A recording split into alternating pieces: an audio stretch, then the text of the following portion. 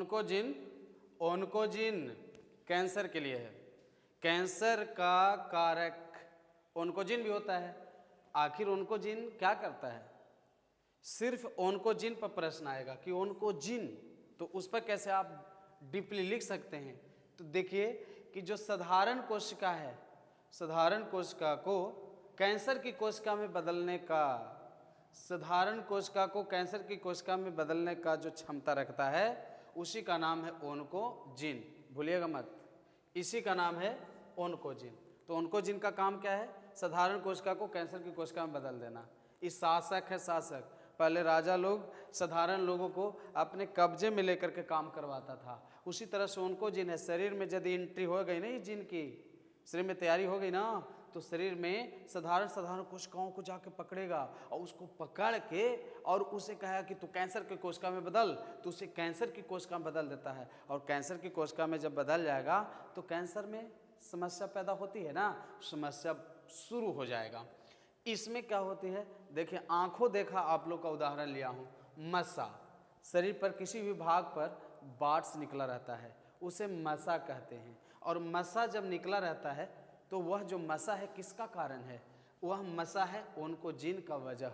तो ओन्कोजिन से शरीर के जहाँ जहाँ पर मसा बना हुआ है, तो यह मसा का मुख्य कारण है ओन्कोजिन। यानी ओन्कोजिन से मसा का निर्माण होता है। आप अपने आसपास के लोगों को देखिए, यदि उसको मसा है तो समझ जाइए कि उनको ये ओन्कोजिन का यानी उन पर प्रभाव पड़ा हुआ है। तो मसा बनना, ये तो पढ़ने वाला का भी ज़रूरत हो गया। और न यदि इससे मतलब रखते हैं, एग्जाम से मतलब नहीं रखते हैं, तो मसा है ना, खाली पढ़ने ही वाले को मसा जानना है। ऐसे आसपास के लोगों में भी मसा होता है कि नहीं होता है, तो उसको भी ये जानना जरूरी है। तो इसका नाम हो गया मसा का बनना। क्लियर हो गई? इसमें क्या होती है? आखिर ये ओन्कोजिन तैयार कैसे होता है? हमारे शरीर का ही जीन है। जीन अब कह रहे हैं तो भड़किए मत, डीएनए पढ़ेंगे और डीएनए में सारा चीज पता चलेगा कि जीन जोड़े के रूप में होता है। और अब क्या होता है कि ओन्कोजिन बनता कैसे? तो हमारे शरीर में जो जीन काम कर रहा है, ठीक है, माता पिता से संतान जो पीढ़ी आ रहा है वो डीएनए आ रहा है। तो डीएनए में जीन है, तो इसमें क्या होती है? अचानक परिवर्तन होती है। रहने सहने, खाने पीने, बोलने, हंसने, जागने, इन तमाम कारणों से परिवर्तन होती है। और अचानक जब परिवर्तन होता है तो उसका नाम उत्परिवर्तन होता है। और जब साधारण जीन जो है, हमारे शरीर का जीन है, जब उसमें उत्परिवर्तन हो जाती है, क्या होती है? चेंजिंग आ जाता है, तो वो उनको जीन का वो रूप ले लेता है। और उसमें क्या होती है कि और भी एक घातक हो जाता है, क्योंकि ये बन जाता है रेट्रो वायरस। यहाँ देखिए, रेट्रो वायरस है। तुम्हें पूछेगा कि निम्नलिखित में किसको रेट्रो वायरस के अधीन अध्ययन करते हैं, तो उनको जीन पर टिक लगा देना है। तो रेट्रो वायरस में क्या होती है? जब आरएनए का ट्रांसफर, आरएनए जब बदल कर डीएनए का रूप ले ले, अब बताइए, अब शंकर जी बदल के पार्वती जी के रूप में आ जाए, तो उसी तरह से अब देखिए कि तो यहाँ पर रेट्रोवायरस में आरएनए डीएनए का रूप ले लिया, तो उसका नाम हो गया रेट्रोवायरस। तो रेट्रोवायरस प्रकृति का है, इसका आरएनए चेंज हो जाता है। आप बताइए, खोजे जाइए शंकर जी को तो मिल जाएंगे पार्वती जी के रूप में। तो आप उन्हीं को पूजा कीजिए, समझ जाइए कि पूजा किनको हो रही है, उन्हीं को हो रही है, शंकर जी को ही हो रही है। तो उसी तरह से आप आरएनए खोजने गए तो मिलेंगे डीएनए के रूप में। तो आप डीएनए को जान रहे हैं यानी आरएनए को ही जान रहे हैं। समझ में आई बात है? बस। इसके बाद क्या है? ट्यूमर सुप्रेसर जीन है। एक और जीन को आप जानिए, कैंसर के लिए बताया जा रहा है। ट्यूमर सुप्रेसर जीन क्या करता है? बहुत अच्छा जीन है। इसलिए अच्छा जीन है क्योंकि मसा निर्माण की क्रिया को रोकता है, शरीर पर मसा नहीं होने देता। यदि हो रहा है तो उस क्रिया को रोकने का कार्य करता है। तो मसा निर्माण की क्रिया को कोई रोकता है तो उसका नाम है tumour suppressor gene. Tumour suppressor gene. Clear हो गई? तो ट्यूमर सुप्रेसर जीन के माध्यम से शरीर के किसी भी भाग पर मसा नहीं बनता है। क्यों नहीं बनता है? क्योंकि ट्यूमर सुप्रेसर जीन है हमारे शरीर की कोशिका पर दबाव बनाता है, और कोशिका सेल साइकिल पर कोशिका पर जब दबाव डालता है तो कोशिका नियमित रूप से टूटते रहता है और नई नई कोशिका बनाते रहता है। तो हमारे शरीर में जब नई कोशिका बनेगी तो घातक कोशिका बर्बाद हो जाएगा, और घातक कोशिका जब खत्म हो जाएगा तो मसा का निर्माण नहीं होगा।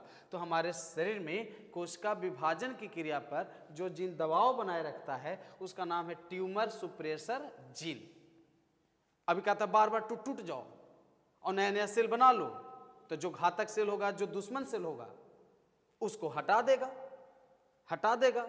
दीवार को आप उदाहरण ले लीजिए, पुरानी ईटा से दीवार खराब हो रही है तो उसको हटाइए, नया ईटा जोड़िए, क्लियर हो गई। उसी तरह से इस पर कहानी भी है। इसकी जानकारी के लिए पहला बार 30 वर्ष के एक व्यक्ति था, 30 वर्ष का एक व्यक्ति था। उस 30 वर्ष के व्यक्ति में ऐसा समस्या थी, उस व्यक्ति का नाम था हेनरिएटा लैक्स। हेनरिएटा लैक्स ये 30 वर्ष का इंसान था और कैंसर रोग को अध्ययन करने के लिए इस पर सेल लाइन कल्चर करवाया गया। सेल लाइन कल्चर क्या होता है? साधारण कोशिका को, मतलब ग्रसित कोशिका को निपुण कोशिका के संपर्क में रखते हैं, तो जो ग्रसित कोशिका है वह निपुण कोशिका के संपर्क में आकर वह अच्छा बन जाता है। तो जब साधारण कोशिका को निपुण कोशिका के साथ रखिए तो इस क्रिया को कल्चर कहते हैं, साधारण कहते हैं। इसको समझिए, कोई चोर है और उसको इंसान के साथ रखिए तो या तो चोर वाला प्रभाव इंसान पर आएगा या इंसान वाला प्रभाव चोर पर आएगा। यदि चोर पर इंसान का प्रभाव आया तो भी इंसान बनेगा, और यदि इंसान पर आया तो भी बताइए डाकू बन जाएगा। चोरे मत कहिए, डाकू बन जाएगा। उसी तरह से यहाँ ये देखना है कि सेल लाइन कल्चर की क्रिया करवाया गया 30 वर्षीय व्यक्ति पर, और तब 30 वर्षीय व्यक्ति का नाम था हेनरिएटा लैक्स, और तब कैंसर डिजीज की जानकारी इस व्यक्ति से हुआ। इसके बाद ये व्यक्ति पर जांच करने के बाद उस व्यक्ति की मौत हो गई। इसके बाद वह व्यक्ति मर गया। तो आपका यहाँ 2 टॉपिक मिल रहा है, एक है ओन्कोजीन के नाम से और दूसरा है ट्यूमर सुप्रेसर जीन। तो 2 टॉपिक हो गया ना, तो यहाँ हो गया ट्यूमर सुप्रेसर जीन और ओन्कोजीन। तो ट्यूमर सुप्रेसर जीन पता चला मस्सा नहीं बनने देगा, और ओन्कोजीन है जो मस्सा बनने देगा। इसलिए दोनों जीन को मैंने साथ साथ पढ़ा रहा हूँ। ओन्कोजीन जो मस्सा बनने देगा, ट्यूमर सुप्रेसर जीन जो मस्सा नहीं बनने देगा। उसके बाद क्या हुआ, उस व्यक्ति की तो मौत हो गई। अब आया बात दिमाग में आ रही होगी ना कि पोलियोमा जो वायरस है, यहाँ पर देखिए पोलियोमा वायरस। कोई पूछता है कि कैंसर किस वायरस के कारण होती है, तो आप यहाँ याद रखिएगा पोलियोमा यही वायरस है जिसके कारण क्या होती है, कैंसर होती है। तो कैंसर जिस विषाणु के द्वारा होती है, जिस विषाणु के माध्यम से कैंसर रोग होती है, उस विषाणु का नाम है पोलियोमा वायरस। ये क्या करता है, कैंसर के कारक है, कैंसर पैदा करता है। कहता है विषाणु तो अपना गुण बताओ कि तुम्हारे अंदर ऐसा क्या पावर है, लोग को साधारण बीमारी न दे करके इतना घातक बीमारी तुम दे रहे हो, तो कुछ तो वजह होगा तुम्हारे अंदर। का की है गोलाकार रूप में, ऐसे तो सीधा रहता है डीएनए ना, इसके अंदर जो डीएनए है वृत्ताकार रूप में रहता है। कोई भी चीज जब गोलाकार रहता है तो वो ज्यादा मजबूत हो जाता है, नहीं गोलाकार वस्तु ज्यादा मजबूत होता है। और वही गोलाकार रूप में इसमें डीएनए जो है वो गोलाकार है, और वो एक सूत्री नहीं 2 सूत्री यानी 2 लेयर वाला। तो डीएनए जो होता है वृत्ताकार भी होता है और दोहरी बताइए घेरा वाला होता है। कितना घेरा वाला, दोहरी घेरा वाला। तो पोलियोमा वायरस का विशेषता है कि इसमें जो डीएनए है वो दोहरी घेरा वाला होता है। क्लियर हो गया। और मनुष्य में ये देखिए ह्यूमन में कैंसर पैदा करता है। तो पोलियोमा वायरस से व्यक्ति में कौन बीमारी पैदा होती है, कैंसर। याद हो गया आज से। कैंसर रोग का वाहक कौन है, पोलियोमा वायरस। देखिए नीचे आप देखिएगा ये माइक्सो वायरस होने से तड़पते हुआ है। कहा कि एकरा जितना नाम ले रहे हैं ना, उसको साथ साथ मेरा भी नाम ले लीजिए, क्योंकि हम मेरे क्वालिटी का यानी हमारे समूह का ही पोलियोमा वायरस है। कहा कि तो तेरे समूह का ही पोलियोमा वायरस है तो तुम इतना घातक क्यों नहीं होते। कहता है कि हमारा शुरुआती का होता है और इसमें डीएनए होता है, हमारे फंक्शन में आरएनए होता है। माइक्सो वायरस में डीएनए का फंक्शन नहीं है, उसमें आरएनए का फंक्शन है। और ये भी चूंकि ट्यूमर जानते हैं ना, गांठ गिल्टी शरीर के किसी भाग में गांठ होता है ना, वही बता रहा हूँ। तो इस माइक्सो वायरस के कारण आदमी नहीं, चूहा और कौन, पक्षी। तो चूहा और पक्षी में यदि गिल्टी दिखाई दे रहा है तो आप जाके पोलियोमा वायरस पर टिक मत मारना।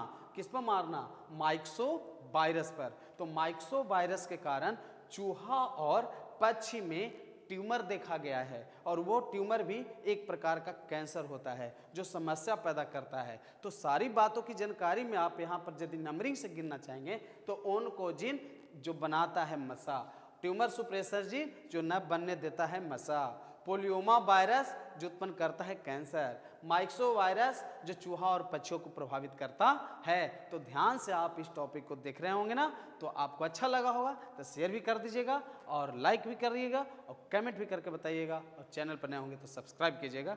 धन्यवाद।